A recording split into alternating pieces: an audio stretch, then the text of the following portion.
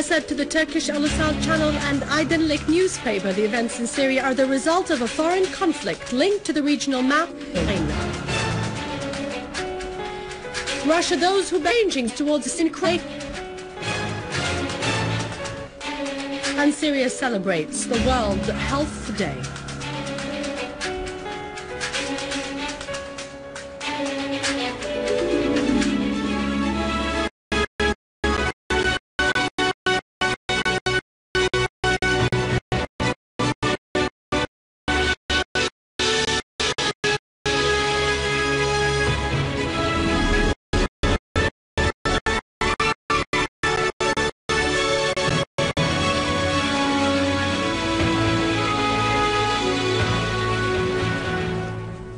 Good afternoon, welcome to our news bulletin. I'm Dania Nizam. President Bashar al-Assad asserted that events in Syria for the last 2 years were the result of a foreign conflict linked to the regional map and the disputes among superpowers.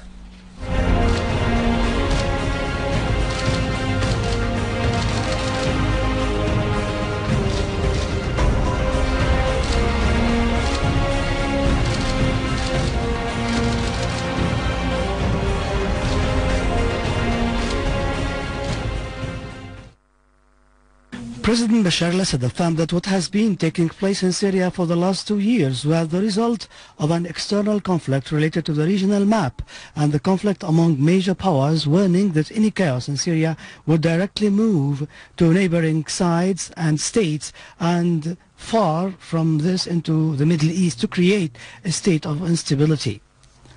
Interviewed by the Turkish TV channel Al-Wisal and the Aydınlık newspaper, President al-Assad said that the Turkish government is involved in the bloodshed of the Syrian people as it officially hosts terrorists and sends them to Syria, pointing out that the Turkish Prime Minister Recep Tayyip Erdogan was using religion to achieve personal interests at the expense of the Syrian and Turkish peoples.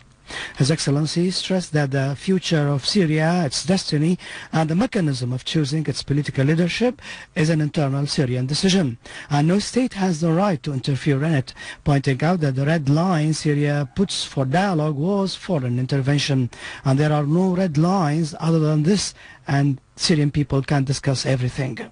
In reply to a question about granting the seat of the Syrian Arab Republic to the opposition at the Arab League, President al-Assad said that Arab League itself lacks legitimacy because it represents states and not peoples, and the real legitimacy is given by the Syrian people. Answering a question about Syria's evaluation of the BRICS state stands and their support for Syria, His Excellency said the BRICS stand indicates that the US would no longer be the only pole in the world, adding that BRICS states support stability in the region because it is well known that if chaos was created in Syria and reached the stage of division or domination of the terrorist forces, it is inevitable that this chaos would move to other far states in the Middle East, and this would create instability for long decades. For this reason, the BRICS states express support for the political solution in Syria in confrontation with the Western powers. Regarding the stand of some Arab or regional states, the President affirmed that these states are not independent in their political decision, and when the West orders them, they have to obey. Responding to another question about the support of the US, France, Turkey and some Gulf states for their position in Syria, claiming that they support Syrian people, President al-Assad wondered that how can a political regime opposed by a large number of Western regional and Arab states and its people is standing against it remain steadfast for 2 years. The Syrian leadership was elected by the Syrian people, so the coming of a president and his departure is an internal Syrian decision taken by the Syrian people themselves. His Excellency refuted the allegations of some states and their claims about keenness on democracy and the Syrian people, referring that the US support Israeli crimes since its creation in our region, and the US committed massacres in Afghanistan and Iraq where it killed, wounded and displaced millions of people. The same thing goes for France and Britain, which are committing crimes in Libya supported by the US. President al-Assad stressed that what is going on in Syria is a war in the full sense of the term and not only separate security events, pointing out that terrorists are entering Syria in the thousands, or tens of thousands, as Syria is surrounded by some states which support the terrorists and help them enter Syria. His Excellency clarified that as long as terrorists enter Syria, there will be a war against them, and this is natural. Regarding the stand of the current Turkish government, the President stressed that Erdogan sees on the current events taking place in the Arab world as an opportunity to make his rule longer, because Erdogan's mentality is the same of the Muslim Brotherhood. His Excellency went on to say that after his attempts to interfere in Syria's internal affairs, Erdogan and his government began to support terrorists publicly, pointing out that Erdogan did not say a word of truth since the beginning of the crisis in Syria, and the proposals he submitted were of general nature. The President said that Erdogan was always lying and uses such proposals as a cover-up. President al-Assad wondered that if Erdogan submitted proposals to solve the crisis in Syria, what is the relationship between such proposals and his support for the terrorists he is hosting, training and providing them with weapons before sending them to Syria with Qatari funds? In answering a question concerning Syria's response, President al-Assad stressed that the Turkish government is directly involved in the bloodshed in Syria, adding that the Syrian people reject any criminal act, especially when we consider the Turkish people to be our brothers, let alone that this is exactly what Erdogan is looking for, as he seeks to ignite a conflict between the two peoples in order to gain popular support to his failing policy and restore his declining popularity. The President stressed that Syria realizes that its true interest lies with the Turkish people, and any conflict will not serve neither Turkey nor Syria. President al-Assad pointed out that the fact that no Turkish intelligence officers or army personnel have been captured doesn't mean that they are not involved in training terrorists and providing them with communication equipment as well as political support. The President added that the testimonies of many terrorists prove that they have been affiliated with Turkish sides who offer them all help. The President went on to say that the Syrian people can no longer respect the Turkish government, calling on the Turkish Foreign Minister to learn from the ethics of the Turkish people. On the relation between the Turkish government and Israel, the President said that the Israeli apology to Turkey with regard to the Marmara ship incident is connected with the situation in Syria, adding that after the failure during the last 2 years to shake up the steadfastness of the Syrian people, the Turkish government, led by Erdogan, seems to be seeking another help, namely that of Israel, who is the natural enemy of Syria, in order to achieve its objectives. Russia asserted that the UN Secretariat has adopted an unconstructive attitude in the investigation of the use of chemical weapons in Syria. Russia expressed grave concern about the maneuvers surrounding the investigation of this matter. The Russian Foreign Ministry said that the UN Secretariat came under unjust pressure that caused the failure of the investigation.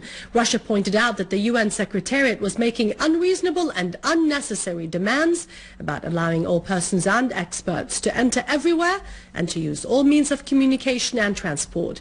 This attitude reminds us of the investigation of the alleged existence of means of comprehensive destruction in Iraq, which was based on wrong information. The Russian Foreign Ministry considered such attitudes unacceptable from any party, particularly from the UN, which should adopt an attitude of objective neutrality when investigating differences and crises. Prime Minister al-Halqi stressed the deeply rooted historical and strategic relations between Syria and Russia and its role in upgrading economic and trade relations. During his meeting with the Russian ambassador to Syria, Azmat Kulmahamitov, Premier al-Halqi hailed the steadfast stances of the Russian leadership and people regarding the comprehensive war waged against Syria and their support to the Syrian people in the face of the conspiracy that targets stability of Syria and the region to facilitate passing the US Zionist schemes. On his part, Kulmahamitov stressed the Russian firm stance regarding the crisis in Syria and his country's support to the Syrian leadership and people, pointing out that those who bet on changing the Russian stance are mistaken.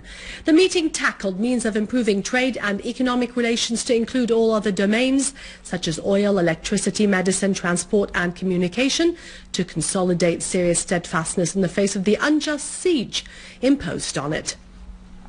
Premier Halqi stressed that the government seeks to support the steadfastness of the national economy and boost the national dialogue, being the only solution to the crisis, hailing the capabilities of our brave army and the great victory it has achieved lately in eliminating the armed terrorist groups. He underlined that victory indications are looming, thanking the Russian leadership and people for supporting the Syrian people.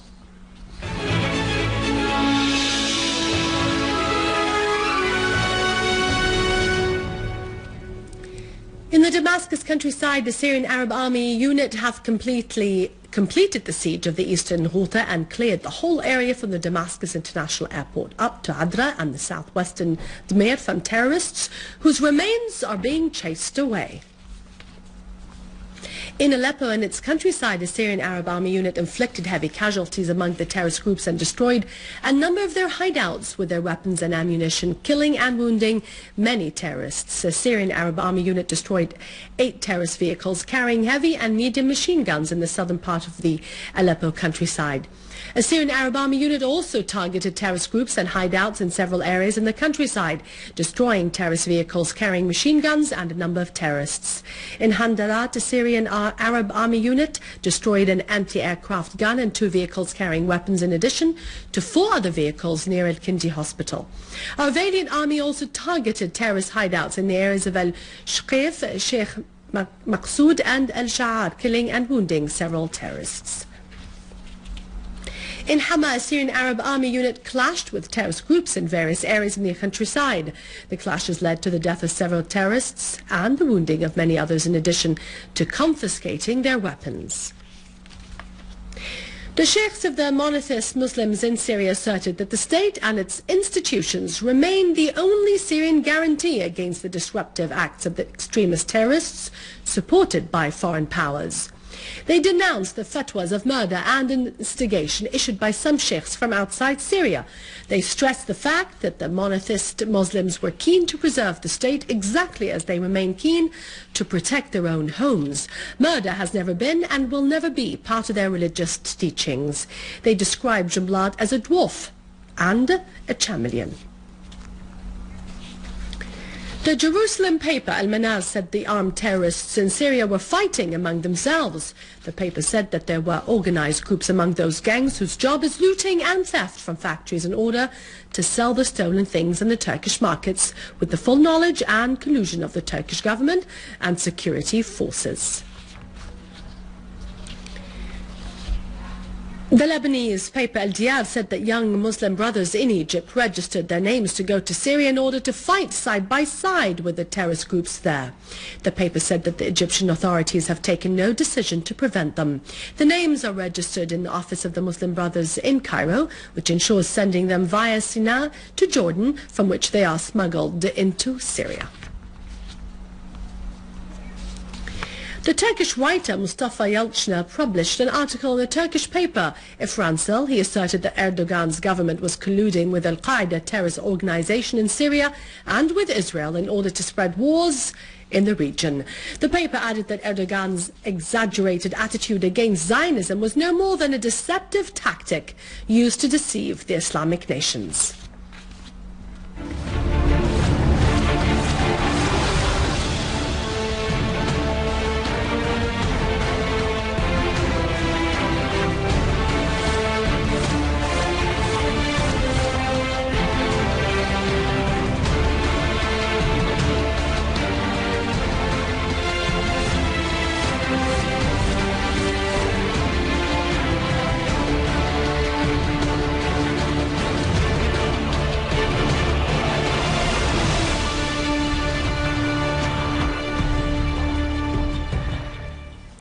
Minister of Health Dr. Saad Naif, along with Elizabeth Hoof, representative of the World Health Organization in Syria, toured a number of medical centers in the country.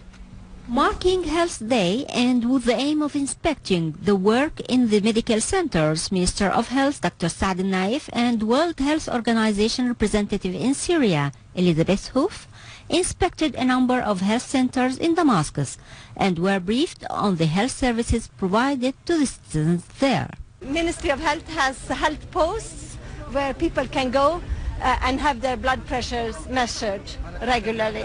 And there is also medicine available in the country for hypertension, as we say, so that people can go and get treatment if they need it. But the most important part is the prevention. The patients pointed out to the facilitations and services provided by these centers, praising the efforts exerted by the medical staff there. On this occasion, focus was led this year on the high blood pressure as one of the most important causes for heart disease and strokes. So the tour was under the slogan, "Watch your blood pressure to protect your life and to improve your health." In Bahrain, 2 persons were wounded as the forces of Al Khalifa suppressed a demonstration in the area of Sitra calling for real political reforms.